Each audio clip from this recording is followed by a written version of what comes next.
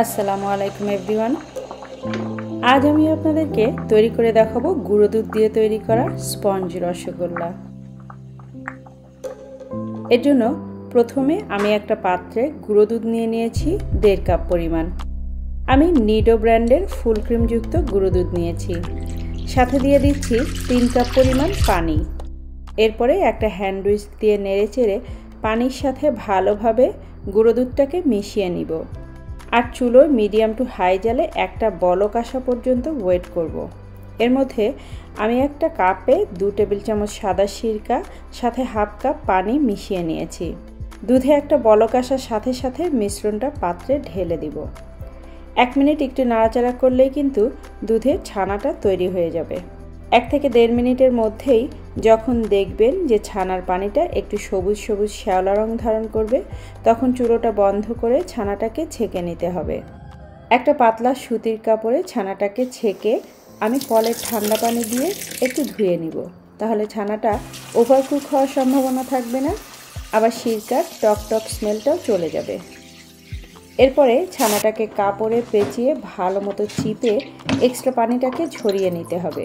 Extra পানিটা শুকিয়ে আসলে অন্য যে কোনো শুকনো কাপড় বা এরকম পেপার টাওয়াল দিয়ে পেঁচিয়ে এভাবেই রেখে দেব 3 থেকে 4 ঘন্টার মতো। আপনারা চাইলে ফ্রিজের নর্মাল চেম্বারেও এটাকে 3 থেকে 4 ঘন্টার জন্য রেখে দিতে পারেন। এখন রসগোল্লার জন্য শিরা তৈরি করে নিব। এর জন্য একটা পাত্রে চিনি দিব 3 কাপ পরিমাণ আর পানি দিব 5 কাপ পরিমাণ। নাড়নি দিয়ে নেড়ে চেড়ে শিরাতে যখন একটা বলক আসবে তখন শিরাতে একটা এলাচ দিয়ে ঢেকে রাখতে হবে লো আঁচে। এবারে ছানাটাকে মথে রসগোল্লা বানানোর পালা। ছানাটাকে কাপড় থেকে বের করে হাতের সাহায্যে খুব ভালো করে মথে নিতে হবে। মসৃণ করে 4-5 মিনিট ধরে ছানাটাকে মথে নিব। যখন ছানাটা একেবারে মসৃণ লাগবে তখন আমি এতে কিছু শুকনো উপকরণ মিশিয়ে নিব। এ পর্যায়ে দিব 1 টেবিল স্পুন পরিমাণ চিনি, 1 টিস্পুন পরিমাণ ময়দা আর 1 চিমটি পরিমাণ এলাচের গুঁড়ো। শুকনো উপকরণগুলোকে ভালোভাবে মিশিয়ে নিয়ে ছানার সাথে সবগুলো উপকরণকে মেশাতে হবে। কাজটা একটু সময় নিয়ে করতে হবে। ছানাটাকে যত বেশি মথবেন ততটাই মসৃণ হবে রসগোল্লাগুলো। 5 থেকে 7 মিনিট খুব ভালোভাবে মথে নেওয়ার পরে এগুলোকে গোলাকার রসগোল্লা শেপ দিতে হবে। খুব ভালোভাবে মসৃণ করে রসগোল্লাগুলোকে বানাতে হবে। যদি দেখেন রসগোল্লা মসৃণ হচ্ছে না, তাহলে বুঝতে হবে ছানাটাকে আরেকটু বেশি সময় ধরে মথতে হবে। মিষ্টিগুলোর গায়ে ফাটল না থাকলে মিষ্টিগুলো ফেটে যাবে না শিরাতে দেওয়ার পরে। আর এভাবে সবগুলো মিষ্টি মাঝারি সাইজ করে আমি বানিয়ে নিব। ওদিকে শিরাতে খুব ভালোভাবে বলক চলে এসেছে। আর এই সময়ের মধ্যে সাবধানে সবগুলো মিষ্টিকে একে একে ছেড়ে দিব শিরার ভেতরে। আর তারপরে ঢাকনা দিয়ে ঢেকে রান্না করব হাই জালে ঠিক 15 মিনিট। এই 15 মিনিটের মধ্যে একটাবারের জন্য আমি ঢাকনাটা তুলে দেখব না। 15 মিনিট পরে ঢাকনাটা খুলে নিচ্ছি। দেখুন মিষ্টিগুলো কিন্তু একদম ফুলে ডাবল হয়ে গেছে।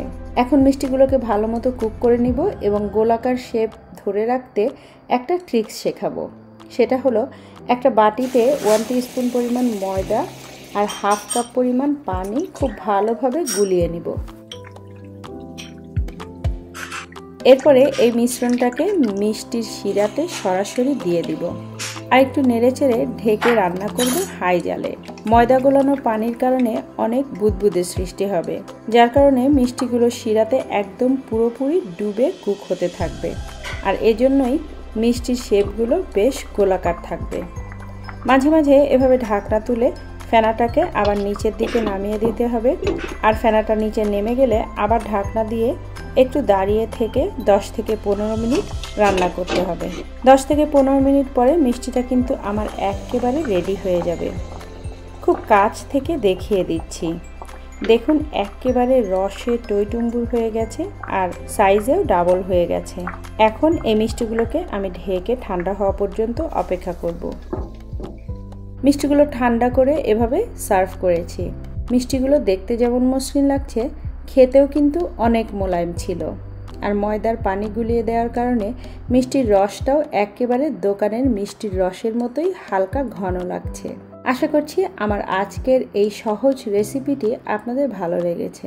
আর ভালো লাগলে লাইক, কমেন্ট, শেয়ার করতে ভুলবেন না কিন্তু। আবারও দেখা হবে নতুন কোনো রেসিপি নিয়ে। সে পর্যন্ত সবাই ভালো থাকবেন। আল্লাহ হাফেজ।